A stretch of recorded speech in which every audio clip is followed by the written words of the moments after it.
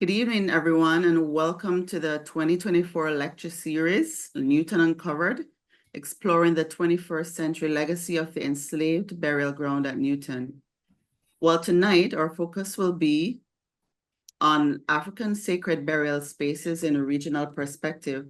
We're incredibly happy that you are able to take time out of your very busy schedule to join this discussion.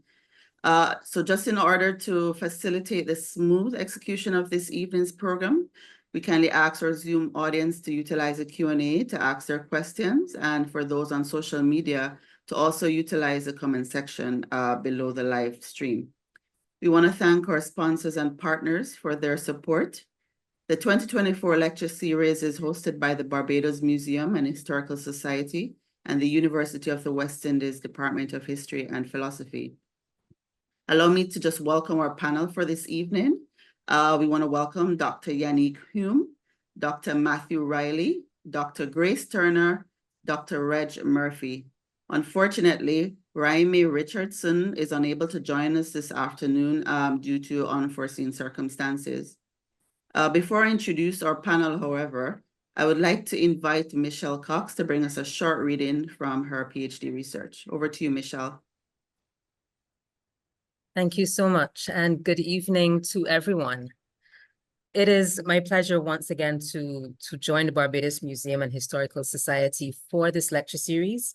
And for those who are new to the process, my research is being done with the University of Glasgow, but also in collaboration with the Barbados Museum and Historical Society, with a specific focus on not just the Barbados archives, but also on the Newton Enslaved burial ground.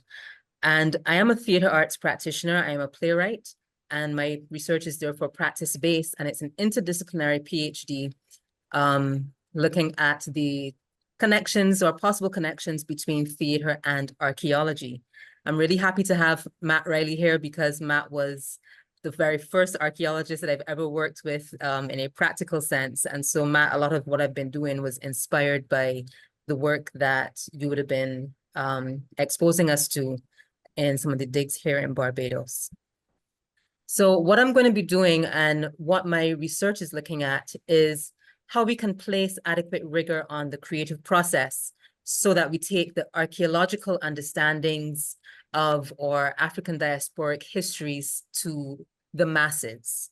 And this type of creative work has to embrace the same kind of delicacy and precision that defines the academic and archaeological processes. And Whitney Battle-Batty says, those whom I write about are no longer here to tell me if I'm getting it right. So for me, it's the same concept. I have to give very careful attention to the process of writing for theatrical work, especially when it has to do with this type of historical narrative. So the work that I am preparing for the PhD incorporates a number of different artistic disciplines, one of which is poetry. And I'm going to ask you at this time to close your eyes, listen to my voice, and just embrace the work as it comes. If you feel at any moment during the work to participate on your end of the screen, you are free to do so as well. Wispy wind whisk across wanting face, soothing sullen souls. Tender touch of breeze, teasing memories never lived. Cold bumps dance across skin, cerebral signals sent to psyche, sent to spine, sent to spirit. Hair strands stand straight in salute. Ibaye, ibaye chonu. Knees buckle, hands to ground, breath stilled, mouth opened, gasp for air, gasp for you. Body heavy under you, under the weight for you, under the weight of you. Eyes closed, sight opened, ears deaf to earthly sounds, libation sprayed on mounds of flesh, words unintelligible, voice unrecognizable, presence unmistakable.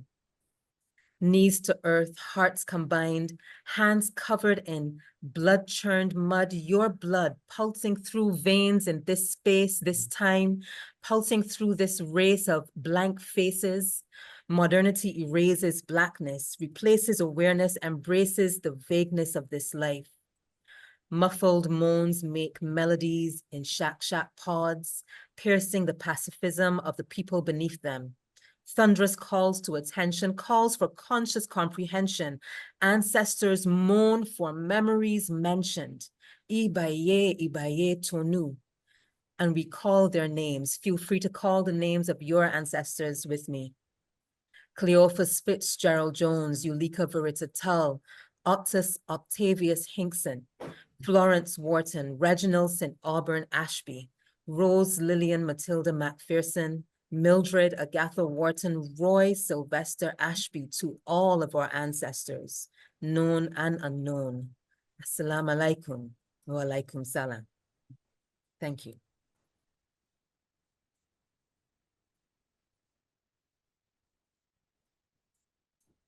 Thank you, Michelle. Very powerful words. And perhaps when we're speaking in our session later on, and the audience would like to make comments about their experiences or their emotions while you were giving us while you were reading, they can also share at that time if they would like. But thank you very much for sharing with us.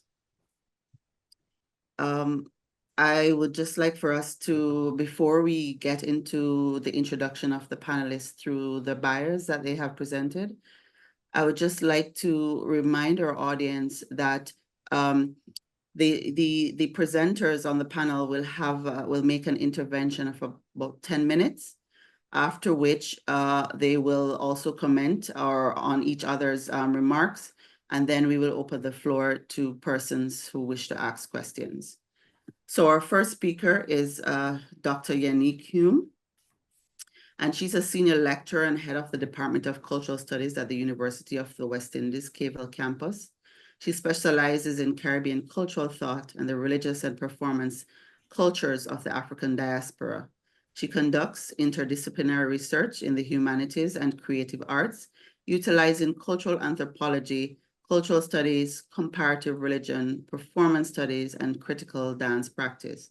As a multilingual researcher, her scholastic and creative output is presented across diverse platforms and represents her fieldwork experience in the festive and sacred arts and African diaspora performance cultures centered in the Caribbean and Latin America, particularly Cuba, Haiti, Jamaica, Suriname, Brazil, and Colombia. In applied research, her work has focused on the creative industries and cultural policy, migration and tourism, museological production, and management. As an accomplished dancer and choreographer, Dr. Hume has worked with companies across the Caribbean exploring a range of ritual and modern dance idioms. She is also a member of the dance scholar collective Afrofeminist Performance Roots. Dr. Hume is a co-editor of Caribbean Cultural Thought from Plantation Diaspora, Caribbean Popular Culture, Power, Politics and Performance, and Passages and Afterworlds, Anthropological Perspectives on Death in the Caribbean.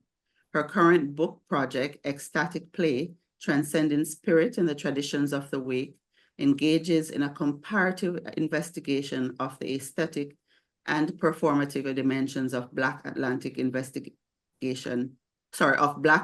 mortuary customs as it explores the work of play in sustaining Black lives. She's a recipient of grants from esteemed institutions such as the Social Science Research Council, the International Development Research Center, Ford Foundation, and the Wenner-Gren Foundation for Anthropological Research. Welcome, Dr. Hume. Our second presenter is Dr. Matthew Reilly. He's an associate professor of anthropology and interdisciplinary programs at the City College of New York and co-subfield coordinator for archaeology at the CUNY Graduate Center. He currently directs archaeological research in Barbados and with the Back to Africa Heritage and Archaeology Project in Liberia. His work explores issues of race, colonialism, heritage, slavery, sovereignty, and freedom in the Caribbean and West Africa. He is a co-editor of Pre-Colonial and Post-Contact Archaeology in Barbados, Past, Present, and Future Research Directions, and author of Archaeology Below the Cliff, Race, Class, and Redlegs in Barbadian Sugar Society. In his remarks today, he will briefly discuss ongoing work at the Cemetery of the Holy Cross Church in St. John, Barbados. Our third presenter, Dr. Grace Turner, was awarded a doctorate degree in anthropology by the College of William and Mary in Virginia, with a specialization in historical archaeology. Her dissertation focused on St. Matthew's Northern Burial Ground, East Bay Street. She also has an MA in anthropology, specializing in nautical archaeology.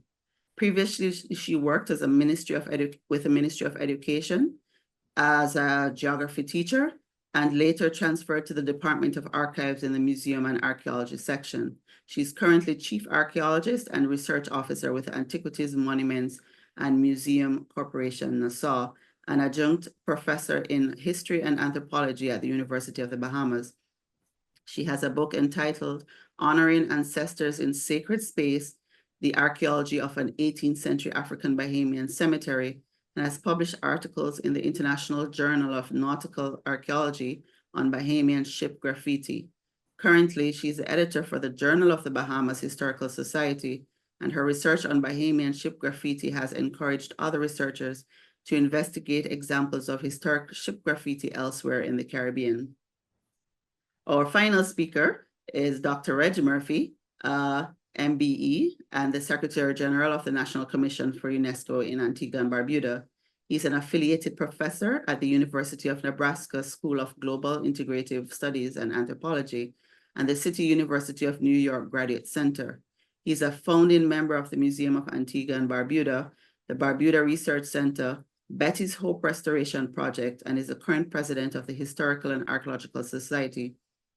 He's a graduate of Trent University in Ontario and the University of Calgary. Dr. Murphy is an archaeologist with numerous active projects on Antigua and Barbuda, including the monitoring and studying of coastal sites impacted by climate change and development.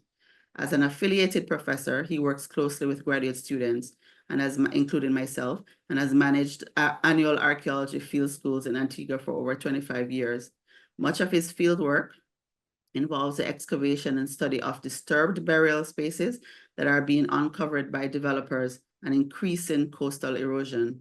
In addition, he's also experienced in the management of construction projects, historical structures restoration. As an active heritage and archaeological consultant, he has worked on numerous islands in the Caribbean. His presentation will focus around the British Naval Hospital Cemetery, the unknown cemetery in Freeman's Bay, English Harbor, and Langsford Estate Cemetery and Lady Nugent Cemetery, and the lack of knowledge and records of the location of burial grounds on a rapidly developing island in an era of increasing coastal erosion. So let's welcome all our presenters for this evening. And I'd now like to give the floor to Dr. Yanique Hume to make the first intervention. Over to you.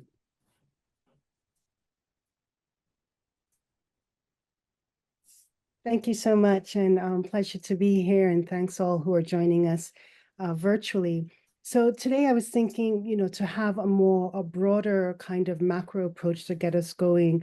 Although I do work on the mortuary practices of the Afro-Atlantic, I wanted to focus more broadly on what, we may define as a sacred space.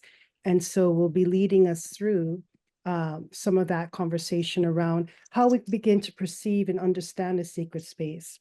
So, or sites, and within the UNESCO definition, it's looking at these sites that have some amount of spiritual significance. Within the work of comparative religion, we're looking at this concept of numinosity, areas that are imbued with the sacred. They could either be built structures or structures within the natural environment. And when we see a space like this is a shot of Jique de Tororo, which is a lake in the middle of Salvador, in the Bahia in the northeast of Brazil.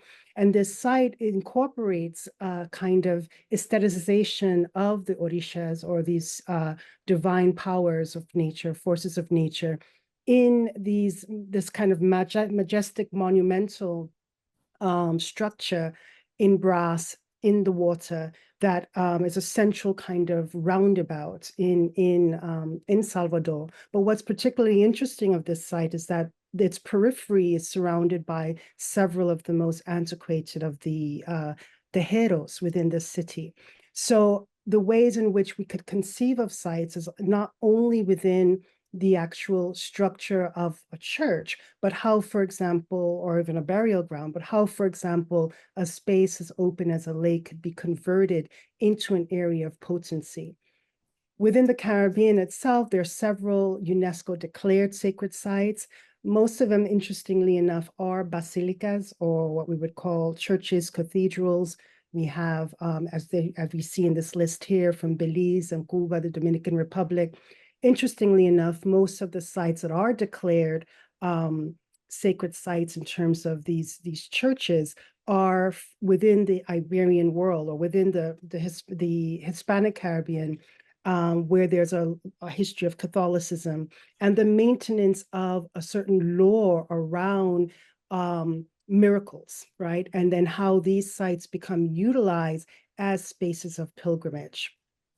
So we see here in the interior of the Rincon, this is the sanctuary of Rincon for San Lázaro in Cuba. And it's a site of which of every December 17th, you have scores of thousands, tens of thousands of pilgrims from all over who would come and bring their petitions to El Viejo, as he's lovingly termed, San Lázaro, conflated with or syncretized with the Yoruba divinity of known as Babaluaye or Oluopopo, who goes by several names. But this site becomes particularly potent in part because of its use, because of the ways in which it is deemed to be a space of shelter, of refuge, and also a space where miracles have happened. So here we have another shot of the Santuario Nacional as this pilgrim is making his way to and traveling oftentimes several miles to make his petition to the site.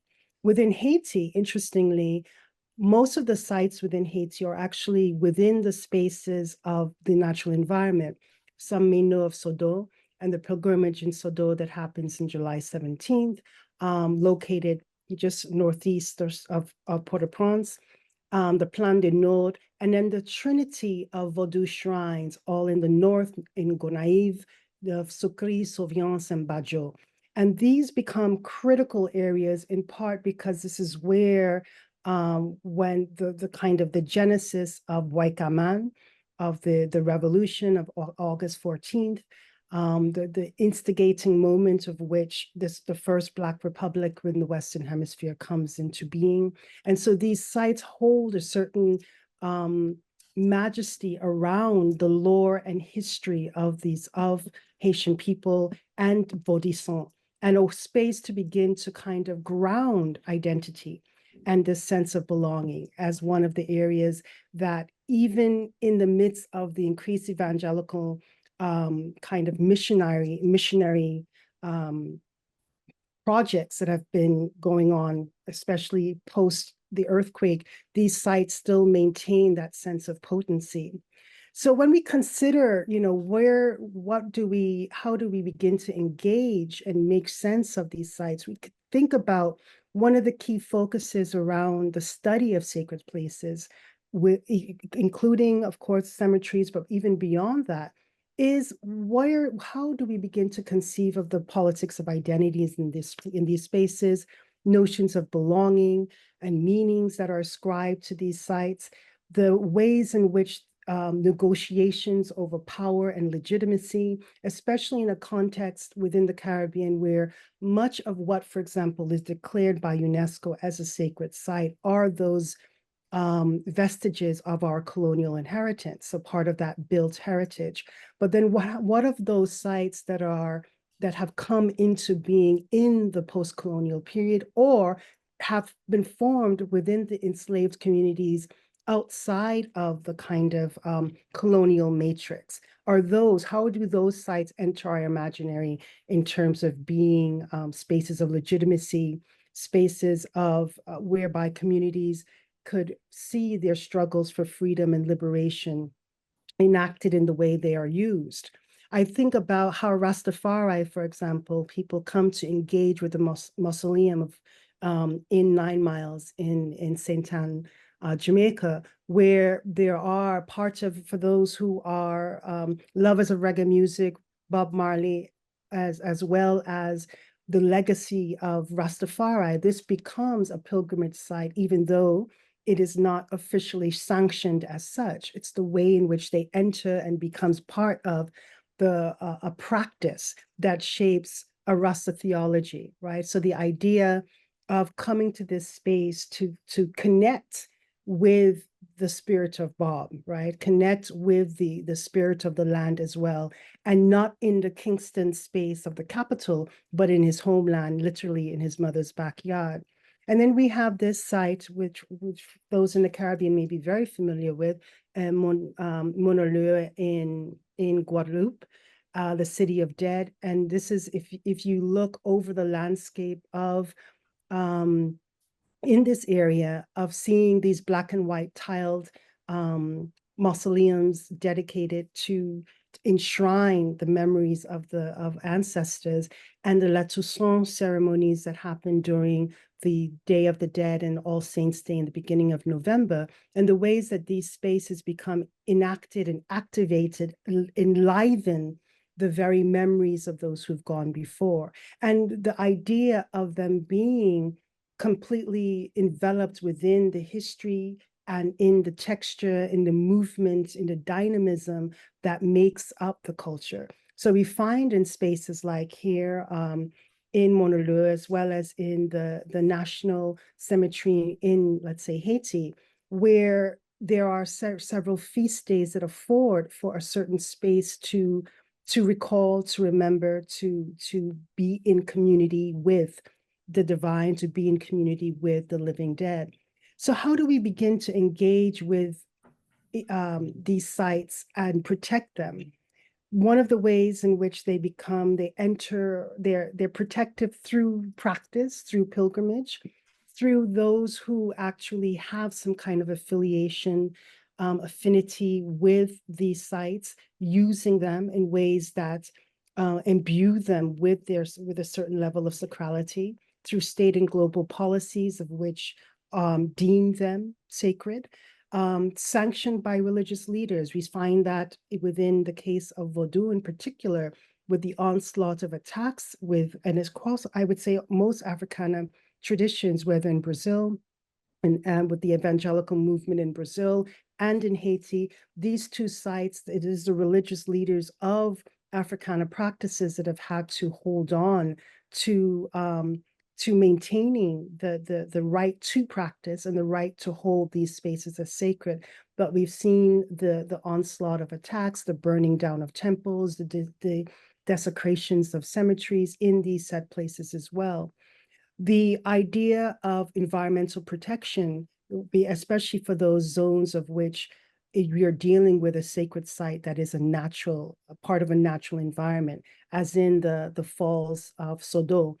And how do you keep these spaces protected from litter, for example, and also protected from misuse or overuse by pilgrims? The community support, the ways in which people galvanize around keeping the practices of sacred practices in alignment with the traditions of these spaces, as well as through education, creating a platform by which we begin to have a deeper understanding, a deeper respect and appreciation for what these sites mean for those who are practicing and who deem them to be so. And I think it's important that we not only look to those that have been part of a Christian modality, but look at the ways in which, especially in the Caribbean space and across the African diaspora, where there are many traditions that fall outside of a Judeo-Christian framework or outside of an Islamic framework that requires the protection as well. And that are, because we still have the cloak of Obia, the cloak of black magic, the cloak of voodoo, VOODOO, that maligns these traditions and inadvertently, or more directly actually, also demonize the spaces of which these communities hold as the most auspicious, the most dear, and the most numinous. And so I just wanted to open with that, and then I could always dial back to answer any questions at a later time. That was great, Yanique. Thank you very much. And now we will give the floor to Matt. Are you ready, Matt? Absolutely. All right. Thank you so much, Andrea, and thank you to everyone at the Barbados Museum. It's a real honor to be here. I'm so grateful for the continued relationship I've been able to have with the Barbados Museum. It's always an honor to be involved and to continue to work in Barbados. So thank you, Michelle, for your kind words earlier. A hard act to follow with Dr. Hume, of course, but I'm very grateful that I think she started us off by pushing us to think critically about the sacredness of sites and how that can be a contested notion. And that's certainly something I'd like to touch on tonight.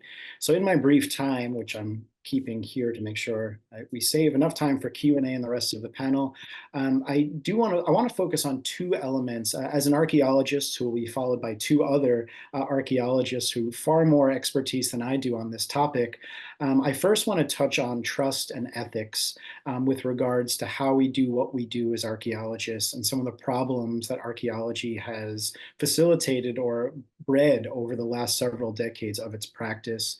And then secondly, through a brief case study, hopefully introduce some non-invasive methodologies that will help us think through some of what we heard from Dr. Hume about the sacredness of some of these sites, and also how archaeology can begin to dismantle some of the damage that it may have done. And I partly want to address what we even mean by quote unquote African sites. And I realize that carries quite a bit of weight, especially as me, an outsider from the Caribbean and someone not of African descent. So I take that responsibility very, very seriously. But hopefully you'll see how everything that I'm presenting tonight has been done in close concert with community members and through careful collaboration with folks on the ground. So first, I'm going to share a slide here in getting us to think about what I mentioned about some of the problematic elements of archaeology's past. And what you're looking at here is an example from somewhat of my own backyard here, being based in New York, a case study that would be well known to many archaeologists working around the world.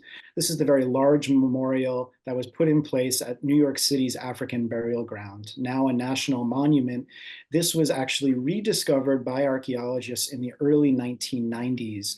And this comes on the heels of many, many decades of archaeologists exhuming human remains without much consideration for the ethical implications for what they were doing.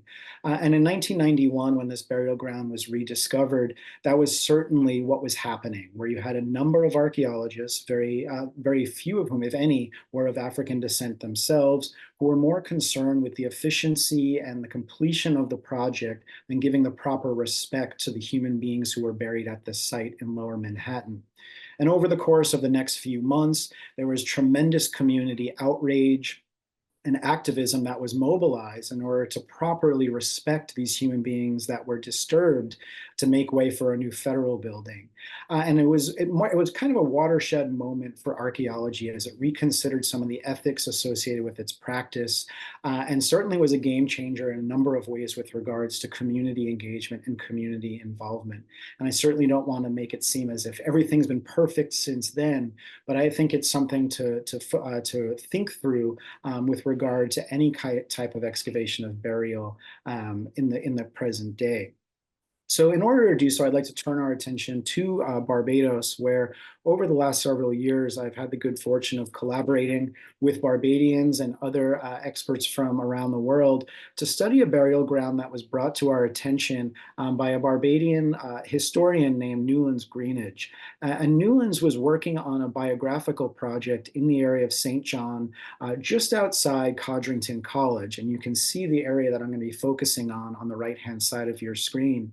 And Newlands was alerted to the presence of a burial ground when speaking with elders in the community and masons who were doing a project on the nearby church, noting that enslaved people were likely buried right where cars were being parked. And this was the car park for one of the chapels that was still being used readily for the parking of cars during Sunday services. Newlands reached out, got in touch with me. We did some brief reconnaissance of the site.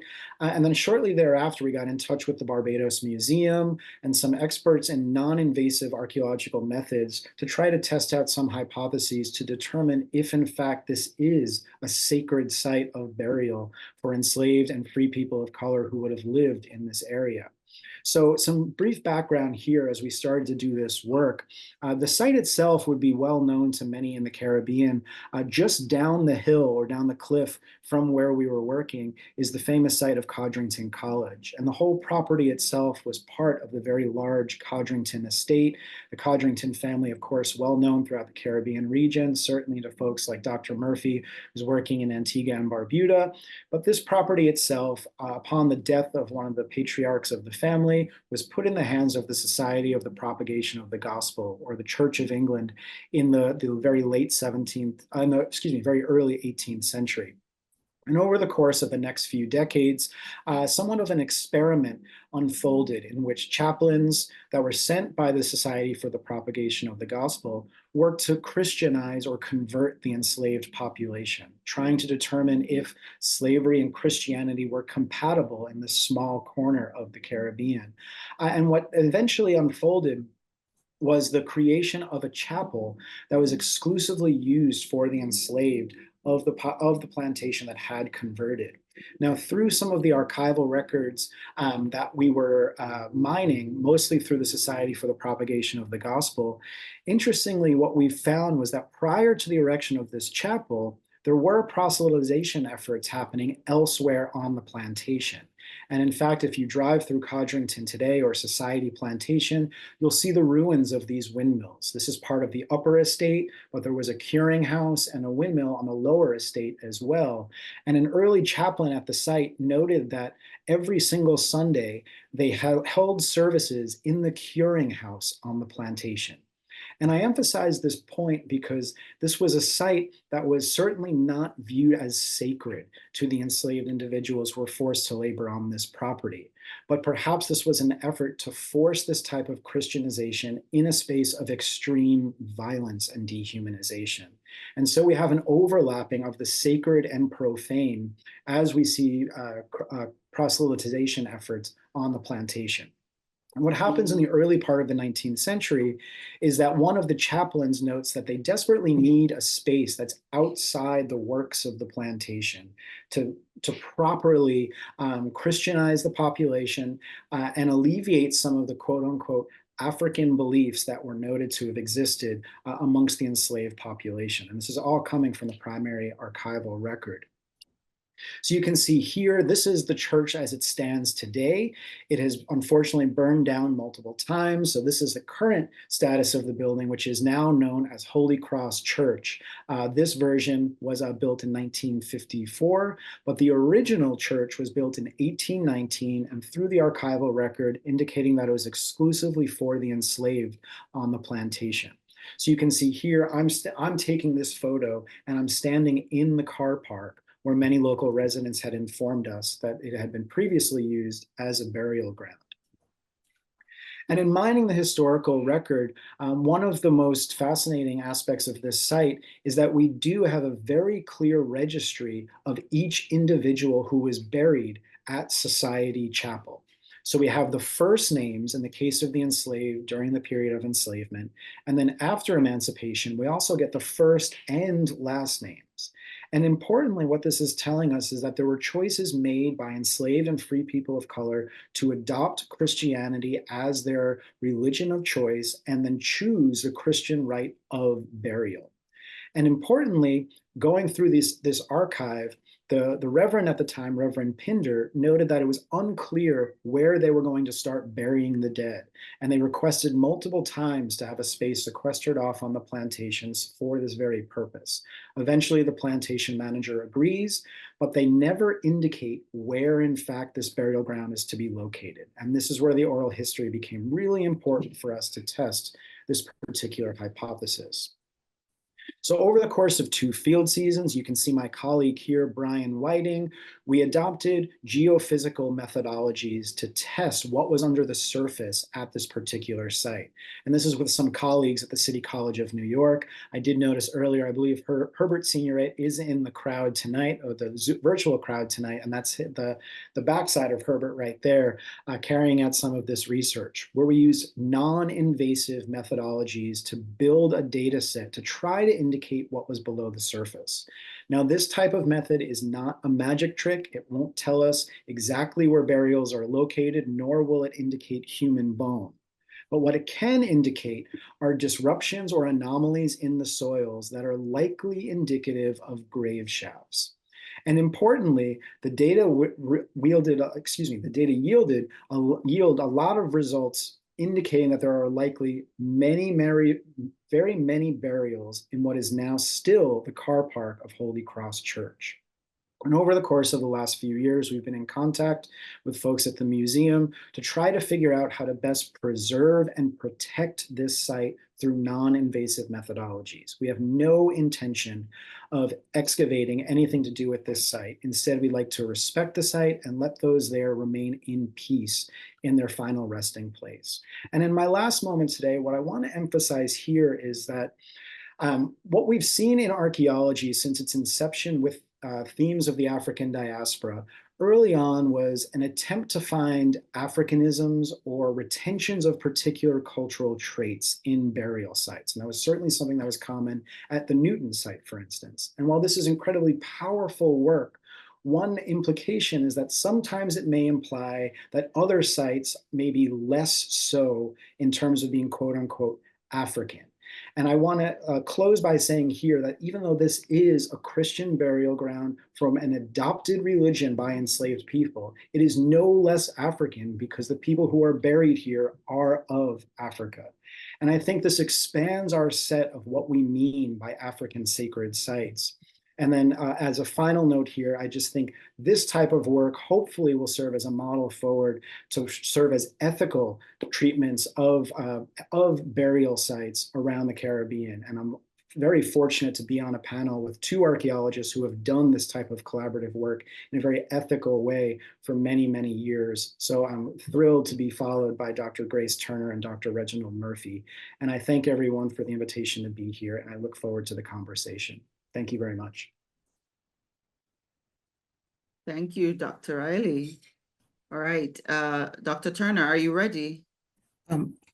Wait, I have to go and find my presentation. Let me share. Yes, here it is. Okay, and for Dr. Reilly, he mentioned the New York African Burial Ground at the College of William and Mary. My committee chair, Dr. Michael Blakey, was in the battle for the African American community to claim ownership of what would happen at the New York African Burial Ground and how the archaeology was directed. He was selected as to lead the research team for that. So I was honored to get to work with him, and it helped to instruct and direct my work for my dissertation. So my site, for my dissertation site, there are some similarities, but some extreme differences. So in the Bahamas, and the arrows are pointing to the 3 islands where I mentioned sites. The top arrow is pointing at New Providence, where the capital city Nassau is. The middle arrow is pointing at San Salvador Island. It's our most easterly island. And the lower one points to Crooked Island. On Crooked Island, the channel next to it, that is the deepest channel that passes through the Bahamas archipelago. And it made a difference in how we see these traditions carried on. So the site that I researched, Excuse me, Dr. Turner, are you able to put it in presentation mode? I don't know what presentation mode is. Okay, all right, just, it's okay, fine, continue. Okay, sorry. Okay, yeah, so on the left, the image of the North Burial Ground, that is a copy of the earliest map. This is where I became aware of this site because it was a site that was managed by the Anglican Church. But the Anglican Church in the Bahamas up until 1860 was under the Diocese of Jamaica. And so even though the diocese was created in the late 1700s, not until about the 1820s, was the first bishop sent over. And one of his first official duties was to come to the Bahamas to dedicate 5 burial spaces on New Providence in Nassau. And this northern burial ground was one of those 5. And out of the 5, 2 of them were specifically for persons of color. And because this is near the town of Nassau, most of these people would not have been enslaved. These are free people. There may even be some poor whites in with them. But the northern burial ground, for the time period when it was identified, when it was consecrated in the 1820s, the references said that these sites had been in use for at least 30 years. So late 1700s. That's a period in the Bahamas when you have loyalist migrants coming into the Bahamas after the American Revolution. Those loyalists totally reconfigured Bahamian society. The demographics of our population has changed ever since then, because from that point on, the Bahamas had a majority Black population. But the archaeology really showed something very different. This is the site today. Dr. Turner, excuse me one moment. We're not seeing you move between the slides. Are you seeing at the bottom of your screen? Can you go from, are you seeing the notes at the bottom? No, notes. Or your screen? Locker, how do I see all slides? No, I'm sorry, All right, maybe you can click on the slides at the side so that we're able to see still as you change between the slides. Okay. There we go. you're not understanding. Oh, okay. My bad. I'm sorry. Okay, no worries. All right, please continue. Okay, so you're seeing my current slide up? The site of the Northern Burial Ground? Yes. Yes. So this is the site as it exists today. Because this is Nassau, because Nassau is the capital city in a country that for like 50, 60 years has relied extremely heavily on tourism, development, especially in the downtown area, becomes critical. This site, throughout the 20th century and into the 21st century, is facing some extreme impacts because of development. And that is why I selected the research for this site.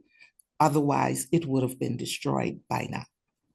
So in the archaeology, this is a broader view. The street passing through is East Bay Street. On the left-hand side, this is Center Burial Ground. Center Burial Ground, we knew even before the dedication, Center Burial Ground is currently the oldest surviving cemetery in the Bahamas because it still has legible gravestones. It dates to the early 1700s. And later, the archaeology helps you to understand why the Northern Burial Ground. The original title was the Northern Burial Ground for Blacks and Free Persons of Color. And later, all of the racial titles were dropped. But in the archaeology, you begin to understand why these two sites are opposite each other. That's not random. So once I got into this excavation, because the initial rationale for the excavation was to save the site from being destroyed by a development process. And in the archaeology, I began to see some things. I knew it was a burial ground. I knew that the majority of the people who were buried there should be of African descent. But going into the archaeology, it's an extremely disturbed site. There are very few skeletal remains there because in the 1920s, 1926 and 1929 to be exact, the Bahamas was impacted by two devastating hurricanes, especially 1929. The storm surge for Nassau meant that the storm surge impacted center burial ground that is across the street. The beach at that point came up to the low row of trees at the northern edge of the northern burial ground site. It was devastating. The government was overwhelmed.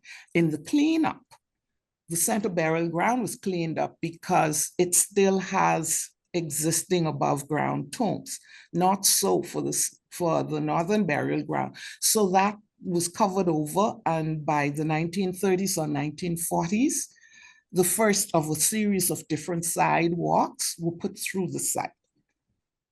So in finding what I was looking at the site, I needed to be able to compare to see if this site was exceptional or if I could see similar patterns in other sites. This is the Bethlehem Cemetery. This is the other Black cemetery that was dedicated in the 1820s. This is on the western side of New Providence. The remains of the tombs that you see in the lower photograph, those would date to the late 1700s and early 1800s. These would have been very expensive tombs, but this was a mixed economy neighborhood, so evidently some people could afford the very expensive tombs. The trees in this cemetery are not random. These are burial monuments for trees. The Bahamas is a bit unusual in the Caribbean in that usually you find a tree planted at the head of each grave of African descended people. Elsewhere in the Caribbean, a number of the examples I see, one of these trees may be allowed to serve for a whole cemetery.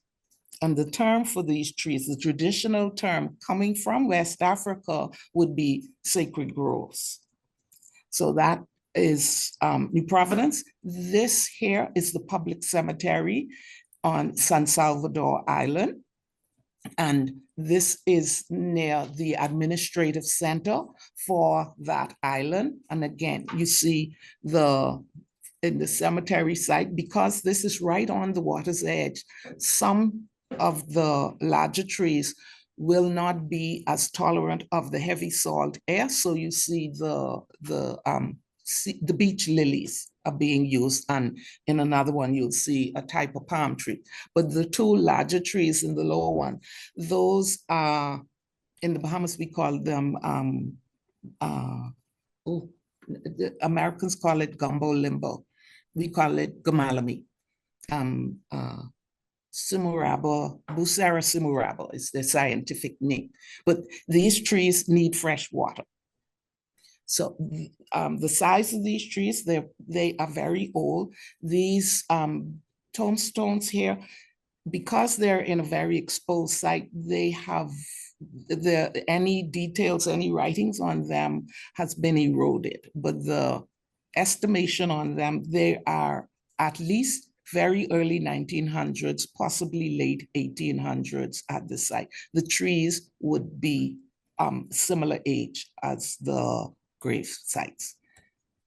Next is the Crooked Island. There are two areas. Colonel Hill is the administrative center for this island. And in that public cemetery, you see each of those burials has a gamalame tree at the head. Several of them also have the beach lilies. The other one, the Thompson Hill Public Cemetery, is closer to the beach. The gamalame trees wouldn't do so well, so you have the native sable palm and the beach lilies are marking the graves. In going through these cemeteries, the northern burial ground, and comparing it with other burial sites of similar age, other sites throughout the Bahamas that would have had people of African descent, I noted 5 different areas that seemed to make them different than cemeteries that followed a strictly European tradition. Number one, whenever these persons, these communities had the option, they located their burial grounds near water. Number two, the sacred groves, the sacred trees, if they cannot have one at the head of every grave, there is a sacred tree, because those trees become a meeting place where the community would believe the spirits of their ancestors would inhabit, would communicate. Three, they would leave personal belongings, dishes, a drinking vessel on top of the grave. And this would be an identifying feature for whoever was buried in the grave. So on my last slide, I go through a variety of things that forced me to question and get a better understanding of what was happening in the cemetery site. Number one, I found that the site had been totally devastated and eroded once the government was putting a sidewalk through. The upper right, that is a cranial cap. That there's only one cranial cap I found on this whole site. Evidently, most of the bones were gathered and disposed of off-site.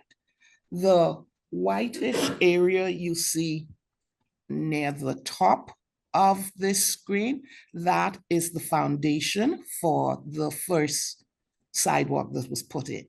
The cranium skull, the cranium is about 2 inches below that. So evidently they were being kind of careful moving things, but then they had to move on quickly and they just covered them over. The lower right, this is a complete gravestone that we found. It has no markings on it, but it fits the mid to late 1700s style, European style of the winged death heads, the gravestones that would have an image, a head shape of a cherub or an angel, and you would have like the torso of a human. This doesn't have those markings. It's carved out of local limestone and has some simple painting on the front. These were just pushed over on this side. By the time you get 20 centimeters below below the level of the current ground, water is seeping to the surface because this was originally at the water's edge. Evidently, this community, to them, it was important to be near water, to have their burials near or even in water. In researching, why would Africans do that? In West Africa, and it rarely crosses over any number of cultural groups. In West Africa, water is understood to be the transition between this physical world that we live in and the spiritual world. So in a burial context or in a situation where even though you're in a superficially Christian context, you're still relying on your African cultural traditions, particularly in death. And so water was important, being near water, having the burial trees. The images on the left, these represent the goods that were left on the grave. And so at the top, that is the top of a bottle, but that is an onion bottle. This style of bottle would have gone out by the mid 1700s. So just that bottle alone is telling you this is earlier than late 1700s. Next to that, that is a turkey humerus, and that mark, that's a deliberate butcher's mark. This was the biggest surprise to me because I was already more familiar with African-derived burial areas where grave goods are left on top of the grave. Especially for New Providence, I had no knowledge, no memory, no kind of experience of encountering food offerings left at grave sites, in burial areas, near sacred trees. This is evidence of that. Because it was a disturbed site, I could not save just any set of bones. I focused more heavily on bones that were not chicken, pork chop, or fish, because after the sidewalks were put in, it became a pass-through area, and there are lots of those around. But I came across several bones in closely assessing excavated material. There are several bones that were evidently butchered, but they're not butchered with modern means. They are hand-sawed or even cut with a cutlass or a hatchet. And so that also was an indicator that you're dealing with a much earlier site. In the center, the gold pin. 1 minute to go, Dr. Turner. Yes, I'm finishing up. Okay. This pin was found under the cranial cap. So the cranial cap didn't have sufficient features for it to be assessed according to gender, but with the pin being so close, the presumption was that is the cranial cap for a female, adult female. The other two ceramic pieces, the stoneware bottle and the rimmed plate, these all date to the mid-1700s. The assessment for this cemetery was that these people were not deliberately made to bury in a separate area. They chose to bury in a separate area in order for them to continue their African-derived burial practices. But thank you. Thank you, Dr. Turner. That was very interesting. And now our final speaker, Dr. Murphy.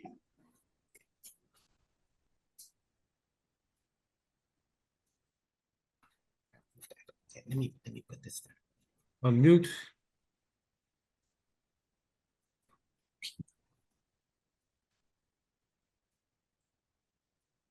Oh, here it is. Thank you. That opens 3 times.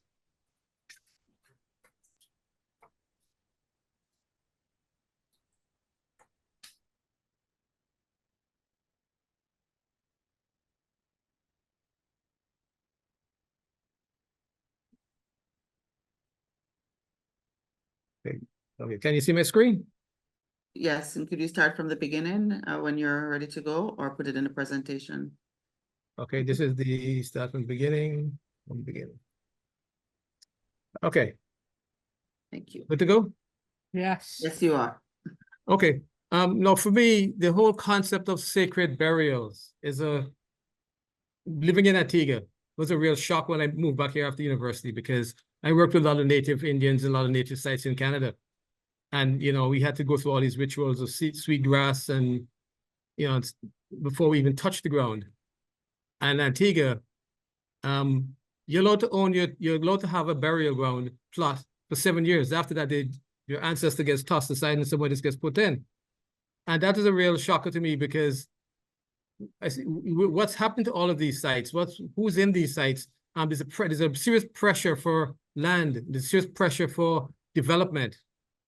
And burials are considered to be almost like something that's in the way. And the concept was just absolutely disturbing, because I remember one site I went to, a backhoe guy, he decided he's cutting a new line along a power line. And he came across these 2 beautiful tombs of the old Warner families, the first settlers of the island. So he just dug them up to see what's inside. And so these are sort of casual things that happen and are happening.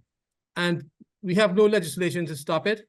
And we have no legislation to sort of protect these sites as sort of sacred spaces. It's in Parliament now, but it's not approved yet. And in the meantime, developers are sort of running rampant, and with the blessings of everyone, because they want the development to continue. So this site shows what Antiguans consider to be sacred. This is the Labour Party headquarters, the government. That's on a cemetery that was stopped being used about 1980. So I know people who are buried here. And there's this whole area was developed. And the school next door, they called me up because the kids are playing football one day with a human skull. And they thought it was disrespectful, so I should sort of do something about it. Damn. And this is the sort of thing we're up against, because it's a sort of a very casual attitude oh, he's dead, he's gone, don't worry about it. And so getting across the idea of sacred in an Antiguan context, it lasts about 2 days. Then the people who are concerned disappear. So it's hard getting people to sort of support the movements to sort of protect a lot of these sites. And there's so many of them. The next thing is what's happening now, the threats that we're up against. Look at storm surges, massive storm surges that never before. And we're seeing all of our coastal sites. I've been measuring them since before COVID. And we're losing about 1 meter a year on some sites. And other sites, we have accretion developing where the soil is moving too. But the sites, always the sites with the burials that are being eroded first. So it's a bit of a concern, and a lot of new things are happening. And just keeping ahead of the research is, for example, this is a hotel that's going to be going in. It's on a beach, a well-known beach, and we didn't know there's a burial ground here. So very few burial grounds are actually marked. We had over 200 sugar estates, and we have no idea where any of the burial grounds were or are on any of these estates. And the records only show where the sort of elite were buried, like near to a church. So sites like this are important because, for example, this site was a Royal Navy site. It's on a beach. It's washing out. The kids are picking up human remains in the beach and bringing it to us at the museum. So we were asked, could we, study it and collect them, and we'll bury them in the protected areas in the Army burial ground instead of on the beach where the Navy was. So we use the opportunities to do all sorts of training because these sites are being lost every day. This is one that, because you're closest to the grass. And if you don't, they get washed out in the next storm, and the people go snorkeling and diving, and they're bringing human remains. And it's sort of there's so many issues around that you don't even know where to begin. That's a whole lecture in itself. Oh, now this one is a house being put in a historical area. Again, we knew there's a burial ground nearby, but guess what? They found it. But at least they gave us an opportunity to study, to remove them properly, study them. Each one gets put in a little coffin, gets put in our storage, and they're going to be reburied after all of these processes are finished in another graveyard. But these sites are already gone. They're already lost. The people who built, they've already built in a lot of these sites. And it's a way of sort of doing the best we can, but educating the people. So what happens when they're found? Normally, I'm lucky if the developers call me. They normally just take the human remains and they toss them in the bush somewhere, which creates a lot of issues for the police with forensics. Because we have to determine, are they recent or are they old? Sometimes they're found in landfill, sometimes they're found in the bush, but each one is a police case that has to be dealt with. And so then we have to, once the age is established, then we move on to another. They get put again to be reburied elsewhere. This is one example to show what happens. This guy comes, he sets up, he's going to be building. This is right next to the police training school. And all along here, you can see the grave shafts along the profile of this building that's going in. And he's building in a cemetery, but no one knew it was there. And that's so the thing is, each estate would have at least 1 or 2 burial grounds, but none, we have no idea, no records, and no studies have ever been done to confirm where these locations are. So they're all found accidentally. And by the time we finish processing this one, there's another one coming up. And so it creates a lot of work, a lot of confusion, a lot of, but again, it's the attitude towards it I find very, disturbing. Oh, so what? They're dead, they can't help you. And so it's that sort of a sense of, well, where do you go from here? It's interesting, to me, totally unexpected to what I've been trained to do, what I've been working with. I approach my sites with my students. We have a libation, we have a talk, we have a moment of silence to reflect what we're going to be doing. We have a moment to discuss, we may find someone here. We're intruding into someone's space, someone's life. These are people, no matter even though they're just bones, they are people. And you can't just toss them in the bush and build your house and let your kids play with them. But that's exactly what's happening. So I think we need a whole cultural readjustment. So what we have been doing is we've been taking these, and I'm sure that on the site, I always call the people and the developers, I said, look, and I show them, this is the burial of a child. You think it's something that's not, it's totally relevant. I said, this is a child that was once alive, and here's a tiny little burial right here. And it touches them. And I think so through that process of showing them on site and embarrassing them to some extent, I think they're slowly beginning to understand. So what we're trying to do, I'm not looking at it from an educational perspective. Every disaster, as I see it, is an opportunity to educate. So you want to slow down the numbers. At least now they're calling me where they never used to before. So we train in forensics. I have to bring a lot of students who also get trained in the we want to find out who are these people. We need to learn about their lives, how they come to be here. Are they in fact how old are these bones? Are they from what period are they from? Are they part of the estate? Are they part of the on the coastline, right in the coastline? So who are they? They die on the ship. Is it safe to excavate these graves? So we have students who do everything from pathologies, dietary studies, osteological studies, bone chemistry, and this tells us the origins of these people, whether the isotopic analysis in the strontium, and the DNA tells us their ancestry. And so then we do all the basics, the age, the height, the race, lifetime nutritional, and it's been a fantastic learning opportunity in that sense alone, because the first one I showed you with the trench, in that grave alone, we've uncovered DNA malaria in the bone for the first time, which is published in the Journal of Nature. And we're also finding the diseases that some of them had, like Jacob's disease. We're finding young kids with rickets. We're finding, young men with bones, their hands like they're severely arthritic from the hard work. But yet we're finding almost every grave is mixed race. Sometimes find 3, 4, 5 per grave, which is an epidemic period, and there's no segregation in death at those sites. So we're learning a lot about the sort of the life and times, the toxins. We're also figuring out why all these young men died in the cemetery in the hill. Why all these young men here? They're mostly all young men. Turns out they're all suffering from severe lead poisoning, but it affected them so much that when they got malaria or yellow fever, you didn't stand a chance. So now that research will go on to look and see, well, what's the average population load for lead elsewhere in the island, and maybe in England or in the Navy. So the spin-off has been a real eye-opener for me, because it's been far more beneficial in the long run to learn. I've learned more by, as I call it, talking to these bones and let them tell me their story. That's more meaningful. And we get the community involved. They come, they're part of it. They often mostly want them gone quickly, because they don't have all these skeletal remains on their properties. But it's a sense that we get them involved in telling us the stories. What do you know about the area?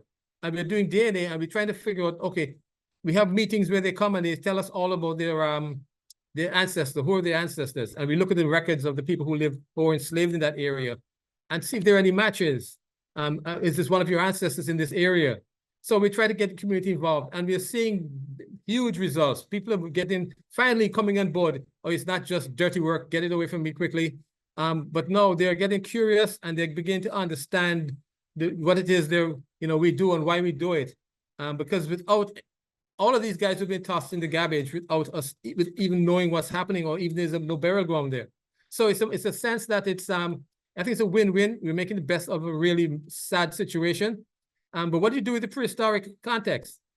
Here we are looking for a colonial site, and we find a pre-Columbian person with a massive cranial deformation. So we have to look at the other side as well. Who all is buried on this island? We have a very long history going back like 4,000 BC of human. So there will be human remains here of all time periods. So when we find these, again, we know that the site's going to be developed. We will then collect it and do the studies and have them reinterred somewhere else, safer. But we never ever touch a spot that we know is going to be left alone. Some people will say, okay, no, let's not work here, but that's very rare. This is the kind of graveyards. The only sacred spaces we can find are in the churchyards of the colonial masters. And these sites are all there. They're not protected either. They're not looked after either. They're all falling apart. But still, it's a far cry from the barrels in the fields that are being dug up by Baco to build a house. And the guy's building his house regardless. And there's no law to say, tell him to stop. So he continues. And this is what's happening. So churchyards like this, we don't study these. We don't even go in these, because these are already established and documented. But the unknown are the ones that we sort of try to keep up with, because we look at the records of how many people were enslaved on this island, how many soldiers and sailors came here. And what we found out is dietary, as far as the diet goes, in some cases, the enslaved people have a better quality diet because they're eating local fish and local ground provisions than compared with the ones who are on board the ships who are eating all a really horrible diet of biscuits and dried fish. So it's a lot of interesting studies. We learned a lot from it by, as we call it, talking to the bones. And we have, again, what we're planning to do is there's one site called Betty's Hope, which is a Codrington sugar estate. That estate, we're going to try and find, it's a huge forest. So I don't know how the ground penetrating radar is going to work. We may try phosphate analysis as well. And we're going to try and find the burial ground there. And the plan is to put a big national monument. And all of these collective individuals from unknown sites, lost sites, destroyed sites could be put there in a sort of a big memorial space where people can go and sort of reflect in it, because with 200 estates across 100 square miles, of the widest point 14 miles, it's wall to wall. So where do you develop? Where do you put a site as sacred? And so to me, it's kind of a disturbing, and I wasn't expecting this when I came back to Antigua to work, but this is a sad reality we have to deal with. And it's, so we try to make the best of it through education. And I'll leave it there for questions. Thank you. Thank Hoping you it so shocked too much. many people. No, thank you so much, Reg. Very interesting presentation as all the others. I like that we basically moved through, looking at how we engage with and making sense of these sites, considering the ethical issues, to looking at the threats that are being experienced by these sites. Before we go to the general question and answer section, and again, I'll remind our audience that please feel free to put your questions in the chat. But I'll ask our panelists if there's any matter, any point they would like to follow up with each other on, or with regards to each other's presentation. Yes, I would like to follow up with Reg on, because he is mentioning that Antigua and Barbuda doesn't currently have legislation to protect these older cemeteries, and the Bahamas does have some legislation. Any cemetery and any burial area that's discovered in a development like that, the developer must stop, and the archaeologist must come out and do an assessment. And if it's deemed to be a cemetery site, it would be like the New York African Burial Ground site. That portion of the site would need to be no longer developed. But I'm fascinated that Antigua still hasn't gotten to that point, it seems, with that. So. No, we're a long way from that. I mean, we only know how about Cultural Heritage Protection Bill before Parliament. It's been there since we drafted it in 2013, and it's now coming up for the final review and the second and third reading. So fingers crossed. But then we have to go and find these sites, and we have no idea where they are. And someone spent like $5 million in a housing plot, and he finds bones. I know they're not going to call me, especially if they know there's a protection, and that's what scares a lot of people. They call me now because they know, oh, nothing's going to happen. We have to stop for a couple of days, and that's the biggest penalty. Slow their project down for a couple of days. No, but we've had projects with that same kind of issue, but they have had to stop. That won't happen here. Not with all, but there's so much money talks, and wow. So I live in hope. Yeah, definitely. Dr. Turner, unfortunately, that's the situation in many of the islands in the Caribbean. The legislation is lacking. So it's very good to know that Bahamas has, made that very important step towards. You'll even know that also in many of the islands, it's even a struggle to have archaeological impact assessments done on sites. So that's a real issue that we face in the Caribbean. Yeah. We had been at that point. I'll tell you, we had a situation. This is almost 30 years now. It's very late 90s. It's one of the more complete remains of a plantation on New Providence. It's at the western end of the island. It was up for a multi-million-dollar development, over $500 million in development. It was going to impact a beach that had been used as a public beach and an area of over 600 acres. The public was not going to have general access to it after the development was created. But the archaeologists like myself, we could have access, but we needed to give prior warning. And that caused such a public outcry because people at the time were aware of the New York African Burial Ground. There had been a pre-Columbian site in the Miami area known as the Miami Circle. There had been a native burial ground found in Hawaii that stopped a major development. And so locals were aware of that. It was a community-generated protest that eventually forced the Bahamas government to acquire most of the area and use it. It became our first national heritage park because of issues like that. And one of the protesters said to me, they really, really wanted to find a burial area for the enslaved. They found everything except a burial area. Wow.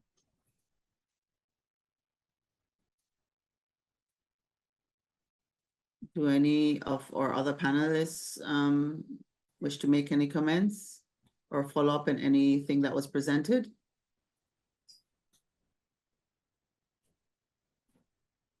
Yeah, I think I will. As I'm,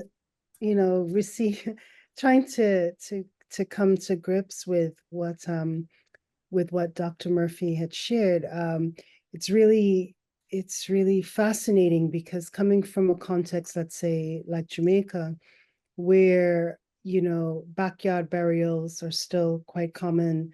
And even though the Ministry of Health is putting a bit of pressure on those families who have large family plots, I'm just intrigued by the kind of spread, and it makes me wonder if we were to go back into some of the historical records just to kind of determine what were the burial practices in Antigua and Barbuda, because to have such a wide span of the coming across bodies in these different spaces have me curious about, like, so where, like, for example, if you're in Suriname, if you're in parts of some of the Amerindian communities in Dominica and Belize and St. Vincent, what was shared by Dr. Turner about water holds significance across these spaces, and especially if in fact these are traditions that are coming from a Congo Bantu tradition, right? Where the idea of crossing the Kalunga line and being buried near bodies of water. So for example, among the Saramacca Maroons, being buried on the opposite side of the riverbank to the village. So the living live on one side, the dead is on the other. So there's a very clear demarcation of the spaces of which living and dead occupy. And therefore the management of these spaces become even more possible, because you recognize that if there is a living village, you won't find tombs in that space. It would be in the other. So I was just curious in terms of if we were to do some of the ethnographic research, oral history research to uncover what were some of these practices that because burial is very much inscribed in space. There is a spatial dimension and logic that is part of the cosmologies that help give meaning to the ways in which burials happen. And so in the absence of that knowledge, I wonder, like, how do you begin to plot a way forward in terms of putting policies in place or legislations around the protection of bodies that could be found in a dig or when there's construction and the like. And is there, for example, any policies around where bodies can be buried now and over? I mean, it's not uncommon. This is my last point I'll make. For example, in a space like Cuba, you're buried, an individual is buried And 2 years later, the family is invited to the cemetery to the body will be exhumed. And then to make space, the bones are cleansed. There's a ritual around cleansing the bones and putting them in a smaller box and then in a niche in a wall. So there's an idea of, because so many of the Africana practices require interment, they respect that. So you're interred within 24 to 48 hours of death, but then your body remains in the ground for 2 years and then it's exhumed. And the family is present to then move the bones, cleanse the bones, pass them to another smaller receptacle that then receives another home. And so that way the land is able to be regenerated and reused over time. So I'm wondering if policies like that could avoid what we're finding in a context like Barbuda, Antigua and Barbuda. Well, I think that's more or less my clumsy way of doing it, because I have to deal with them. I have to move them. So we put them in smaller boxes, but I have to write a police report. I have to write a report as who is this? What is this? There has to be a record of it. So we study them in the process, and the best way to identify them is through the analyses. And so that's a plan. But again, with not knowing where these are, I think I need like someone my next student should be someone who's into, maybe an anthropologist, who's into searching the records and talking to some of the elders in the villages. I tell you, the knowledge is going really, really fast. It's I'm surprised when I see burial grounds have been destroyed and no one knew they were there. And yet some of the objects you're finding on the surface is maybe from the 1950s, and it's like, so to me, it's a sense of how come the knowledge goes too fast and no one keeps records and they just overgrow, they don't visit their dead, so the sites are lost. And I had a question for you though. And the person was talking about the trees, the sacred trees. We have a tree in Antigua. You could talk to Dr. Richards in Barbados. That's called a pain tree, where people put money in the bark or they give donations to the tree. Yeah. And it takes away their pain and suffering. I'm thinking, no, and it's near water, so we're going to have another look at that site. But do you have something similar anywhere else that you know of? Not exactly like that, but it sounds as if that is being used as a sacred tree. It's not, because what they are doing is putting the offerings there to the spirits of ancestors, because that's what sacred trees are. The belief is that the spirits would inhabit the tree. Usually the most examples are related to burial areas, because the trees will be associated with the burials, but they don't have to be. In the Caribbean as well as in West Africa, they don't have to be associated with a burial area, but they are believed to be a space that spirits inhabit. So that's who the offerings are going to. And it's fascinating. I would just add, like in the Mapu or the Seba, these are trees that are part of the silk cotton tree, were part of the kind of the vocabulary, well, not the vocabulary, the actual markers of natural markers for burial. So oftentimes when one would see a Seba or Mapu or silk cotton, they would be wary about cutting them because those were also spaces in which the deceased would be interred. In rural Jamaica, across many of the parishes, the fruit-bearing trees, bitter fruits in particular, would be where children would be buried underneath.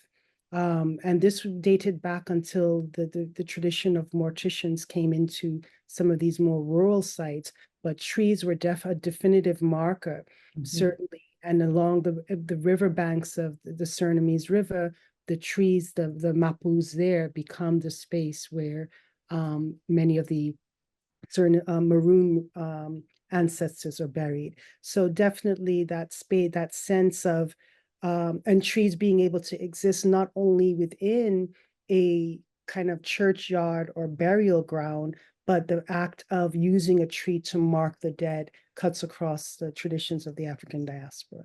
Yeah. And also too, these are usually not small trees. These are trees that are large on the landscape, like a silk cotton in the Bahamas.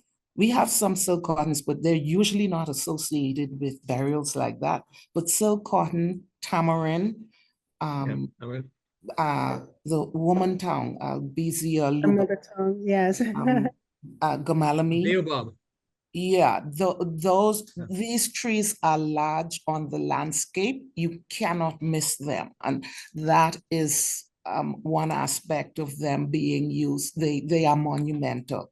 And so in that way, they're used as natural monuments, really. Well, if my panelists will allow me, I would like to follow up on a point that was made by Dr. Reilly, and just to switch the conversation a little bit to how the display of human remains in the region. It's a conversation that has not really taken place to a significant level. And I would like to know, how do you think we could get this conversation going in a better way? Because we still have some countries with human remains that are in collections. Mm-hmm. I don't know if you want to jump in first, Matt, and then allow others to. Sure. I think it's a major challenge, not just in the Caribbean, but here in the U.S. And I know in speaking with colleagues in the Caribbean, they often point to legislation being ahead of the curve in the U.S. or in Canada. And I think, that's often because they stumble backwards into it here in the U.S. and don't handle it very gracefully from time to time. We do have a long-standing law that many might be familiar with, which is often referred to as NAGPRA, the Native American Graves Protection and Repatriation Act. And this essentially protects sacred indigenous sites from disturbance around the country. But as many have noted, no such similar law exists for the remains of African and African descendant individuals. And this is the conversation that's happening now, where there is legislation being passed at the state level and talks of it operating at the federal level. But there are still some major problems with this kind of legislation, primarily, in the case that Dr. Murphy is describing, Dr. Turner has described, when graves or burials are found in the midst of development, archaeologists aren't coming in actively looking for burials. This is an opportunity to try to study and learn as much as possible from the remains that are there. But if you have a known burial site and don't know much about those who are interred there, how are you to determine if this is an indigenous site, an African descendant site, a mix of the two or three with European descendants? So I think one of the tricky things is that by building this legislation, we're often falling back on this notion that we can have identities through bones without disturbing them. And I think that's a real challenge. And I think it kind of relates back to what I was saying about anthropologists often looking for markers of an identity through material culture or through the bones. So I think legislation is always going to be catching up with some of those ethical dilemmas as we continue to try to find best practices. I agree. Other panelists, do you have anything to add to this? To that, for the Bahamas, for the Bahamas, we're in an odd situation for our pre-Columbian population, the Lucayans. As archaeologically, the Lucayan people were the first cultural group devastated by the encounter with Europeans. Archaeologically, it hasn't been clearly defined yet exactly when. From Spanish records by the 1520s, there were no more of them living in the archipelago. Definitely before 1550, they were gone. Some of their remains have been taken out of the country. Because of the NAGPRA legislation in the United States, we were contacted by a museum based in a university in Michigan. That may be the first opportunity we have had, literally, since the 20th century to have these skeletal remains returned to the Bahamas. We're still in talks with them, but that has been the most hopeful that we have had since I started my career in this field several decades ago. And it's a reflection on where we have come from, because in the United States, I am aware that under the NAGPRA legislation, Native American remains, they need to be able to identify and verify the ethnic group they're from, and they return them, but they don't have a very good history of returning ones that were brought from outside of the United States.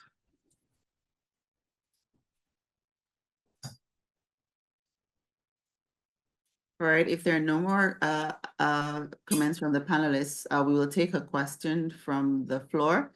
Over to you, Kay.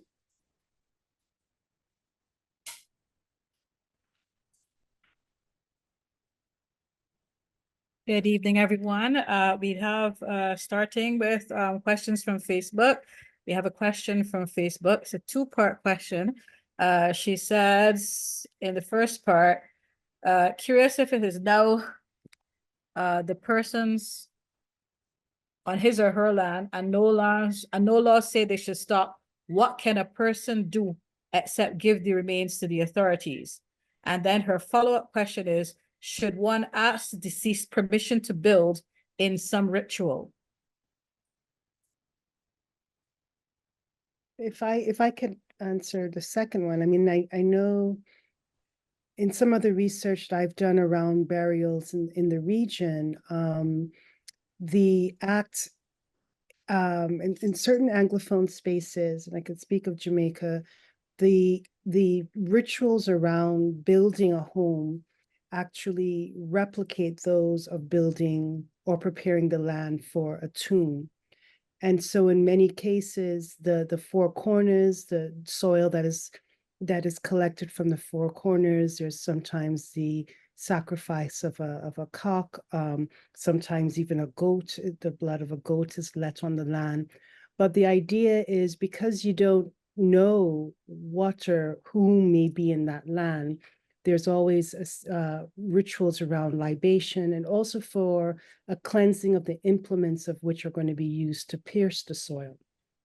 Sometimes you have, especially in burial societies that still obtain in some of these spaces, the body of the undertaker is prepared. They may wear amulets, they may have guards of which they use because they of the task at hand.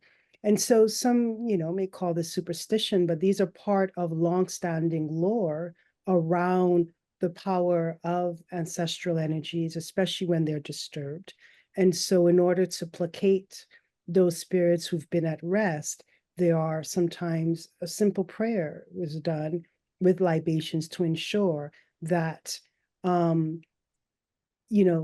the energy of the space and the respect for that space is maintained and moved. So I think these are practices, even though one may be coming from different faith systems, there are simple codes and protocols that I think can be used that are part of Amerindian indigenous practices, as well as part of Africana practices and Christian practices that could be obtained in order to safeguard a sense of dignity and respect for the deceased.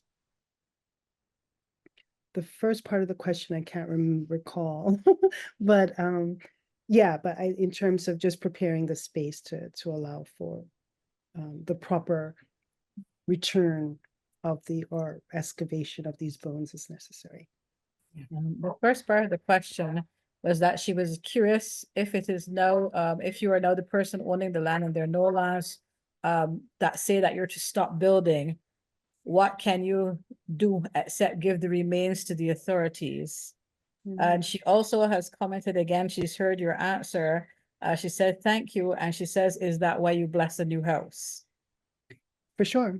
For sure. Because, I mean, if you look at the work of Vincent Brown, a historian who wrote The Reaper's Garden, And the entire, so much of the land mass in across the Caribbean were cemeteries. I mean, the amounts of deaths during the period of enslavement and prior is incredible. So it's hard really to recognize just how, how do you differentiate what is not a space of burial and what is. And it's not limited to the Caribbean at all. Much of what is shared here, when I was visiting the Gullah Geisha corridor, they're going through that. Much of Hilton Head in South Carolina covers an entire mass of Gullah Geisha cemeteries and family plots. So I think if we are to approach the idea that the land has always been inhabited by people, and therefore there has to be a certain level of precaution and respect in the way that it's used. I think just that level of education could take us quite far in terms of beginning to recognize how do we begin to deal with these matters, and learning a bit more about the customs that may have been part of the customs around burials that have been part of our living history. Okay. I will go on to the next question. Before you do, I think Reg has a Oh, follow-up. no problem. point to make. Were you trying to say something, Reg? Yes, can you hear me? Yes. What we do is when someone comes and they find the first human remains and they know they have to get it confirmed, and it's only confirmed if there's a part that they recognize, maybe even a part of a coffin. Because normally they destroyed so much that you just don't know. But they'll call us in, and then we have to make an assessment of how many others could there be in that area. And usually you can pick up from the shape of the earth, and you can pick up other bits as they reinter people over the past, you'll get bits and pieces. So you can make a rough assessment, but you can't be absolutely certain whether it's just 2 people or 10 people or 40 people or more.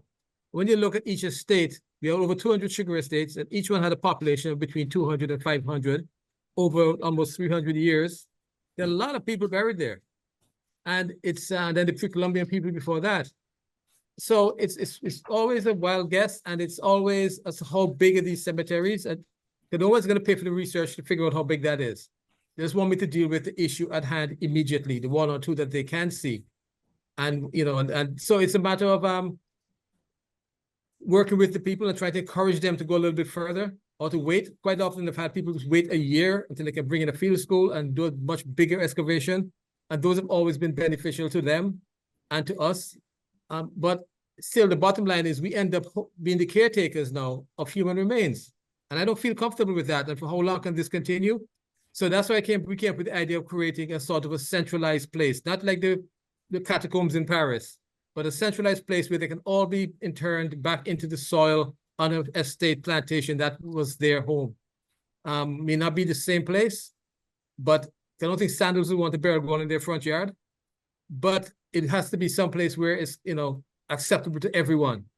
And we can have that ground blessed and consecrated, and all we have to do with it and create a central repository of the remains that we can all go to and reflect on from time to time, where interpretation can take place and people can be educated as to what it's all about.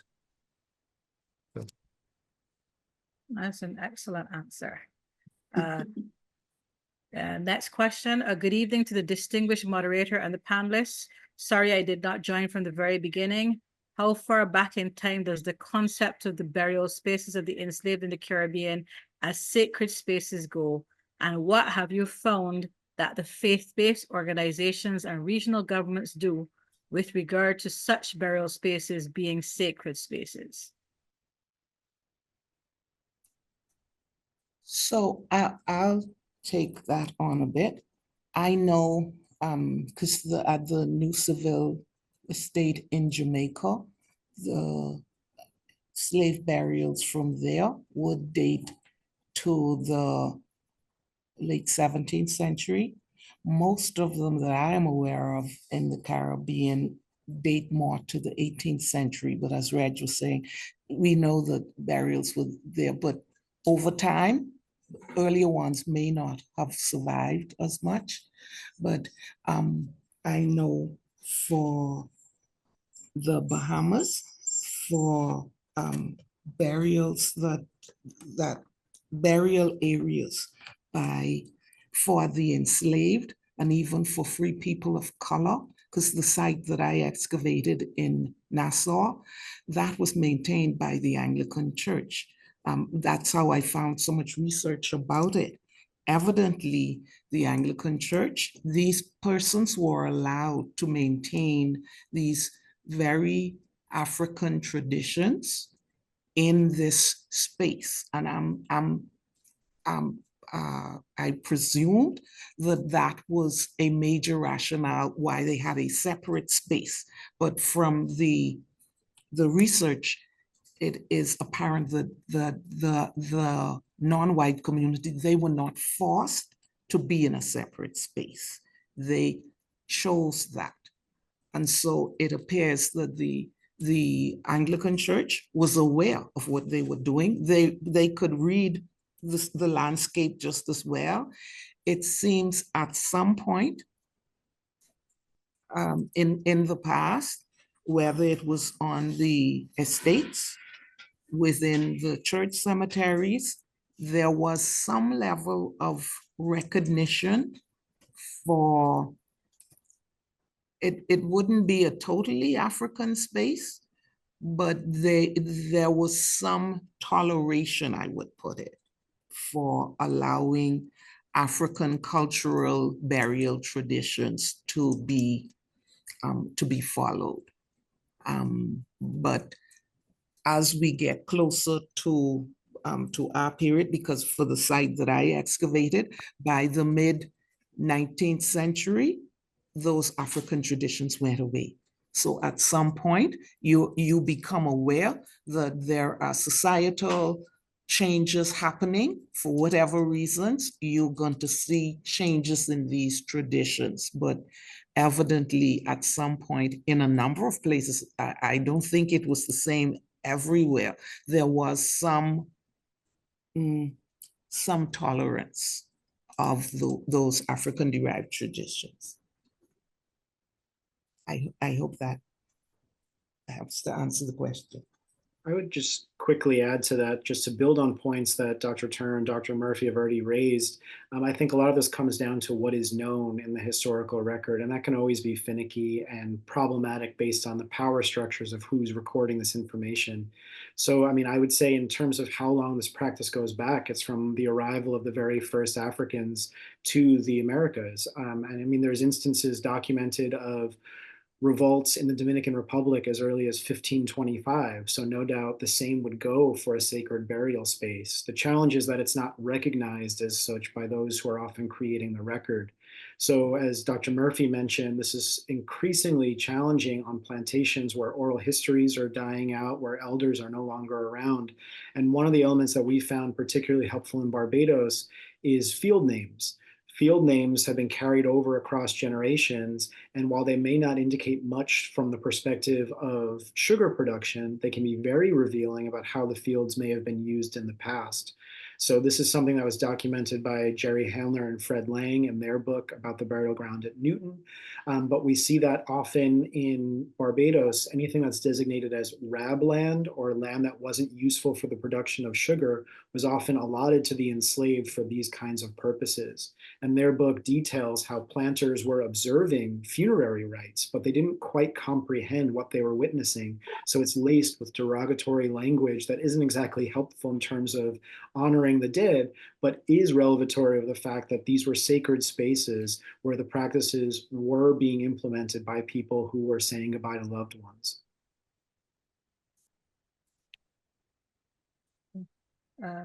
We have one more question. How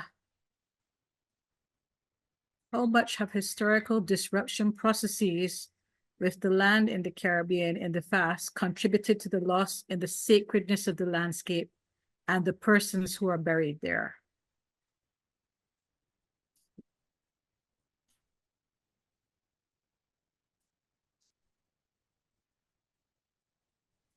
Can you hear me? Okay.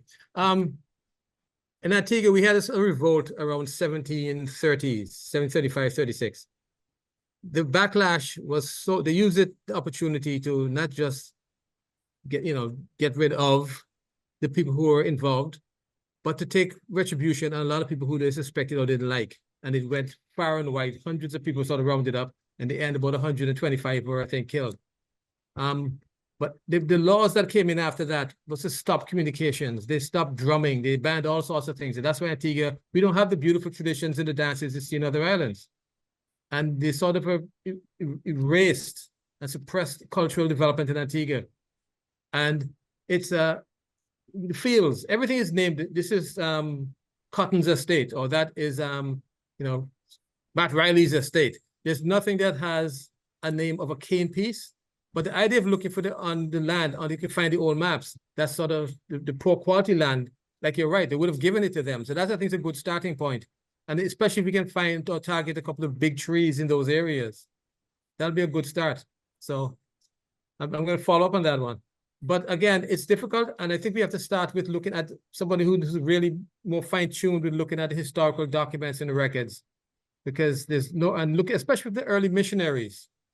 The Methodists and Moravians may have left something inadvertently, because we know that even some of the slaves even allowed to build their own church and their own schoolhouse before emancipation in one village, but we don't know where the burial ground is around there.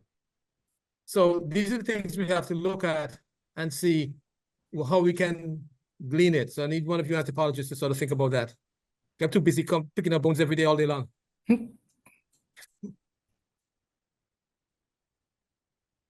Okay. And our next question, I suspect this one is for Dr. Turner. It says, is there any financial compensation for those who lose land in the Bahamas when remains are discovered? Oh, yeah, if it's the land, because we had a case where some human remains, they were Lucayan skeletal remains, and the owner was wanting compensation. We will not compensate for human skeletal remains. But if the land has to be taken out of use, the Bahamas does have precedents where the landowner would need to be compensated at fair market value. Now, I'm not speaking on behalf of the government. How that is achieved would probably be negotiated, but we do have precedents where property owners or people who found things were compensated at fair market value.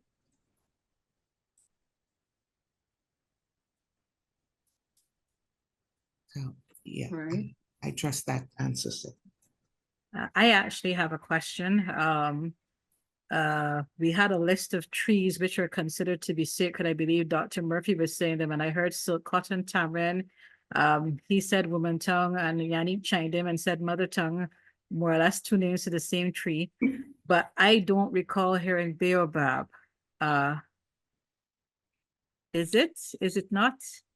Baobab, because it's a very large tree on the landscape, would be included. The Bahamas doesn't have any of them, but if it were here, because of its size on the landscape, yes, a tree like that would be, that would definitely be considered a sacred grove. And to add to what Dr. Turner is offering, I think part of what makes these trees particularly attractive is also that they're cavernous, so they allow you to enter and to be protected and shielded and covered.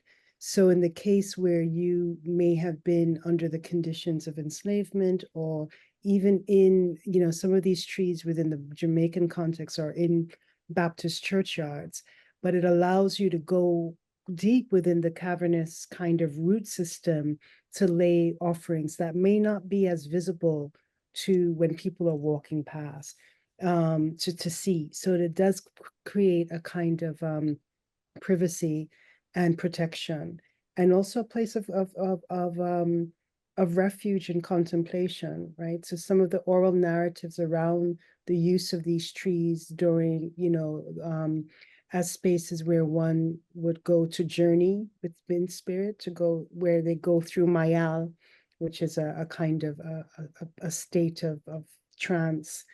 You know, these spaces became that kind of refuge for them.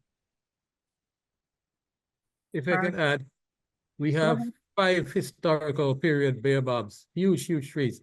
And 2 I know are associated with burials, but one for a planter who's particularly evil. And they put this big tree apparently to keep him down. So As they should.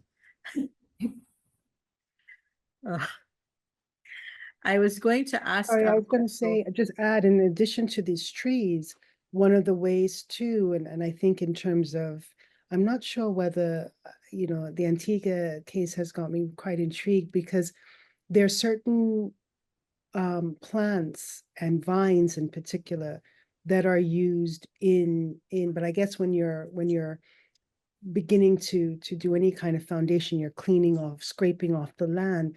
But one of the ways in which in some spaces in the Caribbean that burial sites are also marked is through different kind of plant species. So crotons being one of them, blood dragons being another. There are a few that are part of the lore around, and the way, it's not just that it's one or two, it's the patterns that are formed.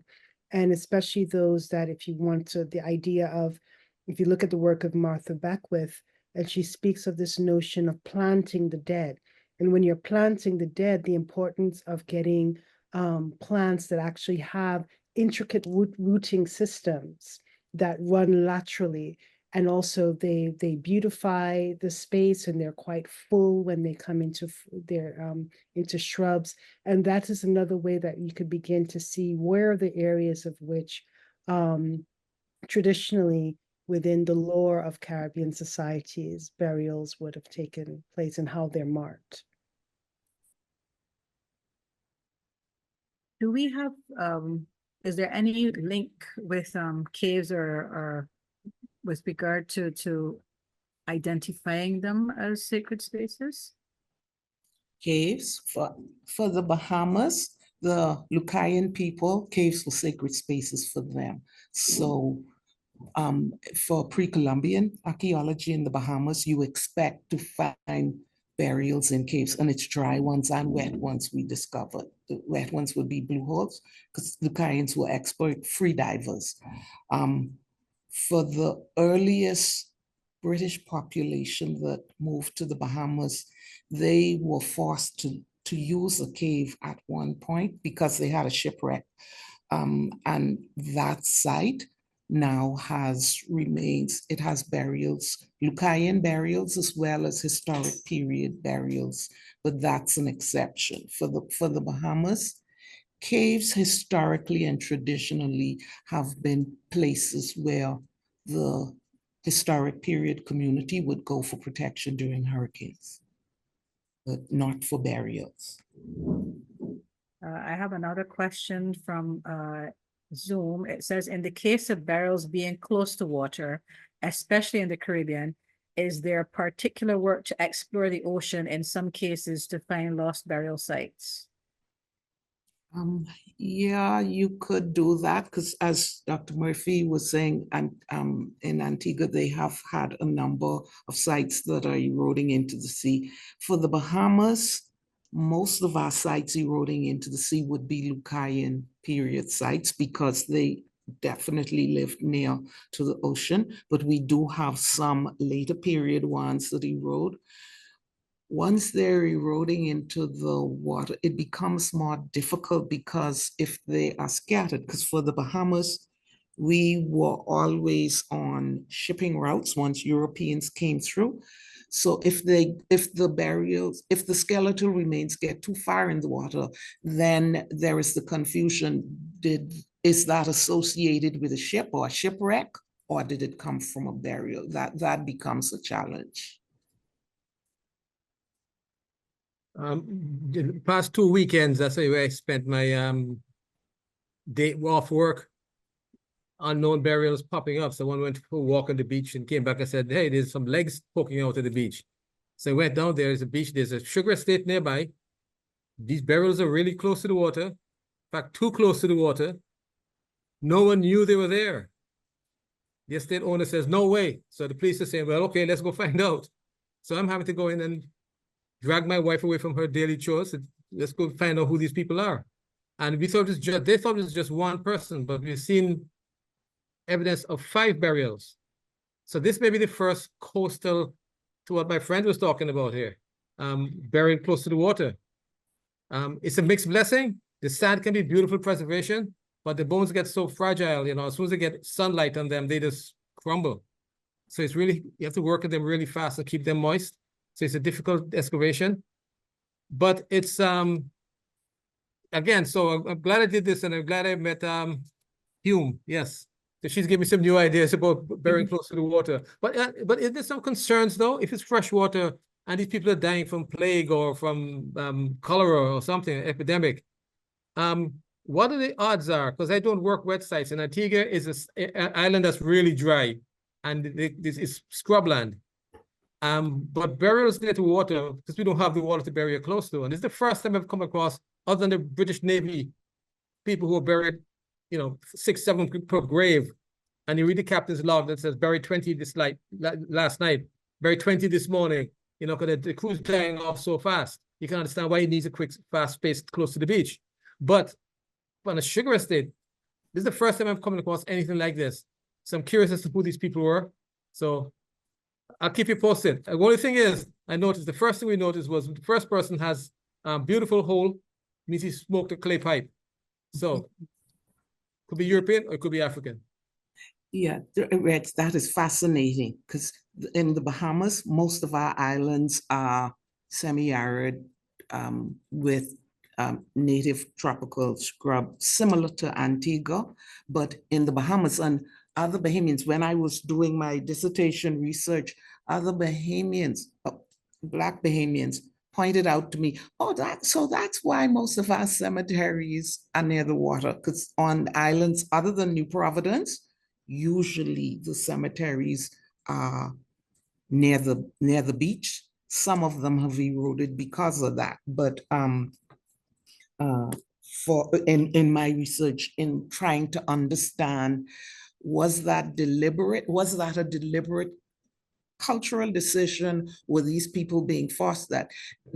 In researching burial practices in West Africa, that's where I came across the cultural understanding of the significance of water and being buried near water, because definitely, because the New York African burial ground, that burial ground originally would have been in a swampy area on the outside of the wall that created Wall Street. So that was also a burial area that was originally in a wet area.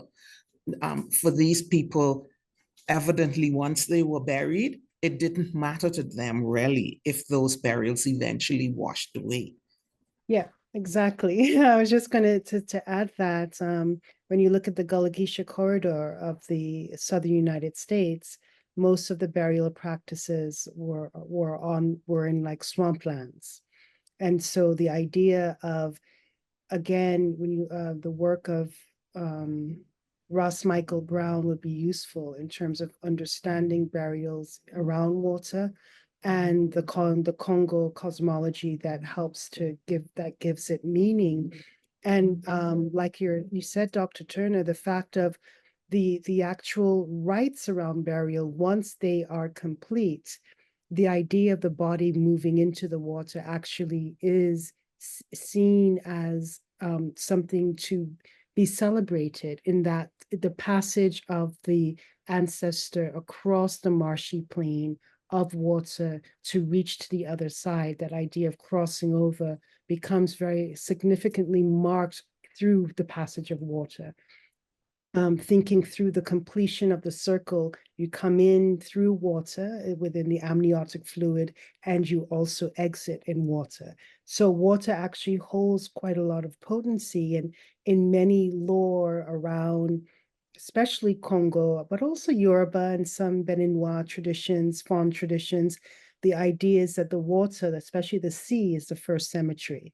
Mm-hmm. And so that that body, and especially if it is not the sea, large bodies of water like the large bodies of rivers also have that same idea of their being the first cemetery. And if you look at some of the Yoruba writings, legends within Patakis, they speak about the significance of the ocean and of certain lakes being cemetery spaces. All right, thank you, Dr. Hume. We are about to wrap up. I want to thank the audience for the very interesting questions posed, and also to our panelists for this engaging discussion. I've certainly learned a lot, and I'm pretty sure that others have learned something new today. I'd like to give each panelist a few minutes to make their final remarks. And when you're making your final remarks, I'd really like for you to include something on how we can initiate better conversations at the regional and our national levels, in our own spaces, about how we can advance these discussions. So, Dr. Hume, you are first up again. I mean, some of education is key. And I think one of the areas, because there's so, the idea of burial and ancestry and all of that, they land differently from different ears. So there is still fear and misconceptions wrapped up in them.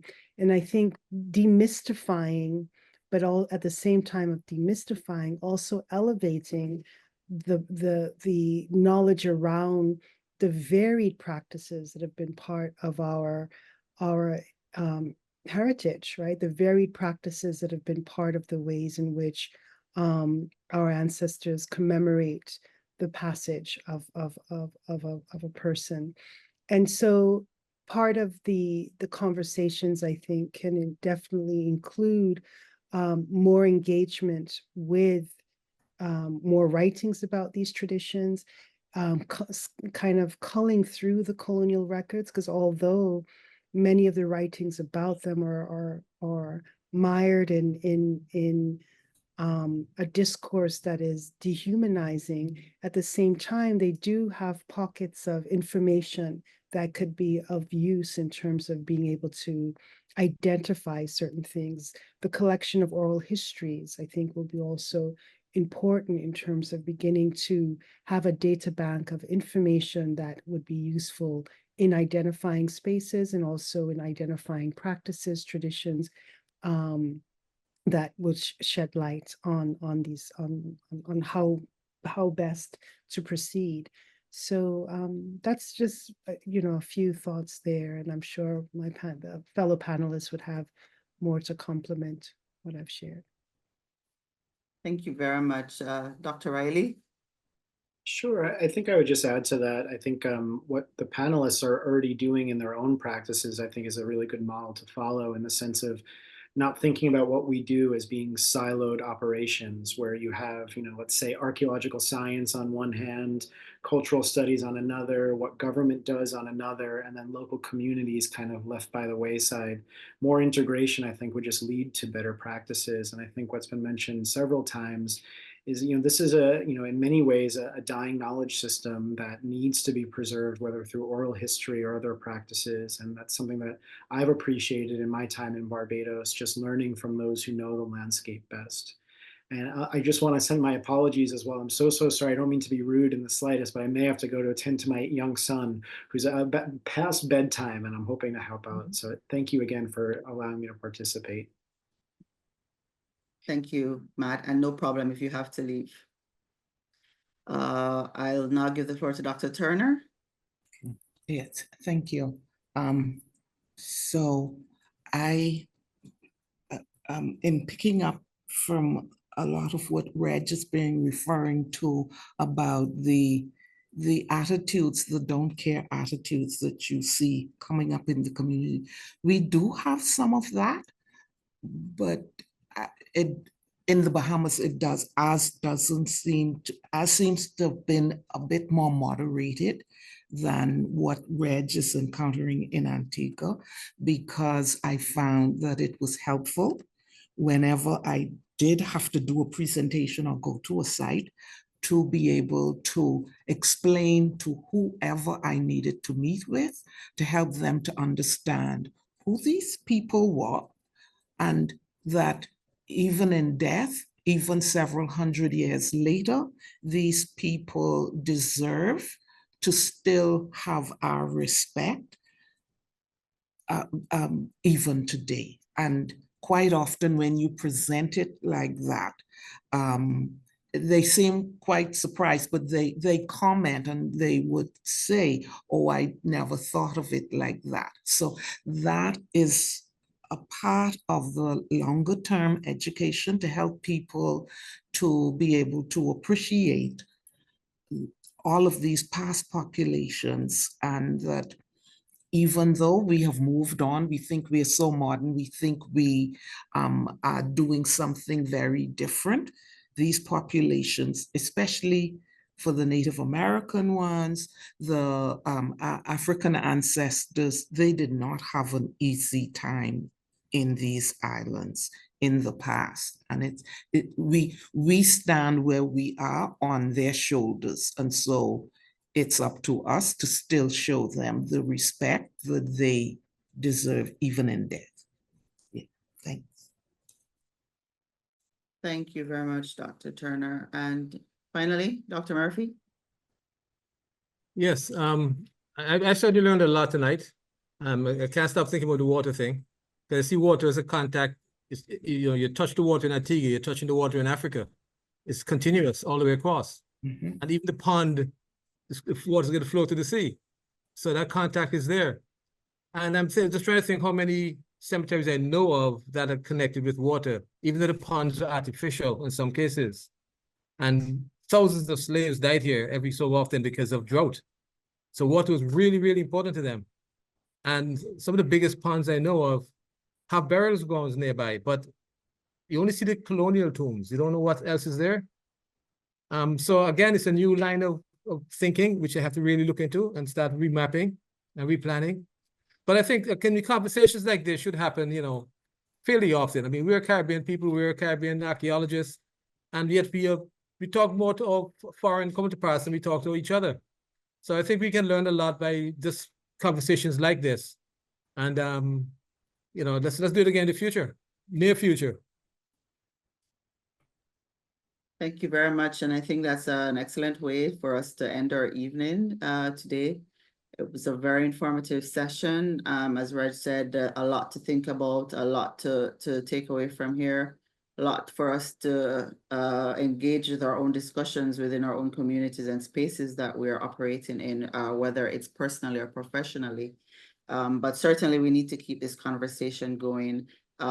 We need to talk some more about how we're engaging and how we're protecting these spaces, not just for the purpose of an international convention, but the meaning that they have for our communities as a primary focus, and how we continue to engage with these spaces. So I want to thank our panelists for this very engaging session. I want to thank those who were able to join us and to stay with us for the session. Some had to leave early. I want to thank Dr. Reilly, who I think has already left the call, but his contribution was well received. I want to thank again the sponsors for this series, and the Barbados Museum and the History Department for hosting this session or this series. The next activity in this series is going to be on October 17th by Dr. Carl Watson. And the topic is A Kind of Right to be Idle, a family saga, Mary Hylas and Old Doll. So we hope that you're able to once more log on, join us. I think this will be a face-to-face session, but it will also be available online. So look out for the notifications from the Barbados Museum and Historical Society. So thank you again, everyone, and have a good evening.